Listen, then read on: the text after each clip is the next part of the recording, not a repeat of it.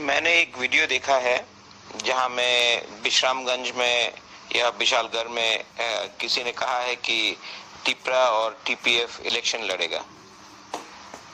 टिपरा का लीडर मैं हूं, टिपरा का चेयरमैन मैं हूं। मैं डिसाइड करूंगा क्या करना है। किसी को मैंने कोई राइट नहीं दिया है डिसाइड करने के लिए कि कोई इलेक्शन लड़ेगा कि नहीं लड़ेगा। तो ये जो स्टेटमेंट आया है ये इमेच्योर स्टेटमेंट है और ये अगर मैंने बोला होता तो उसका आप इंपॉर्टेंस दीजिए।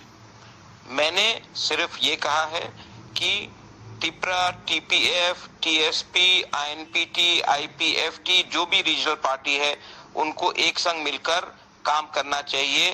कोरोना के टाइम जब मिजोरम में हो रहा है उसके लिए, ब्रू के लिए, हम लोग का जो भी इश्यूज है, ऑटोनमस डिस्ट्रिक्ट काउंसिल हो, टेरिटोरियल काउंसिल हो, वो सब के लिए हम लोग को एक संग मिलके बैठ के बात करना चाहिए।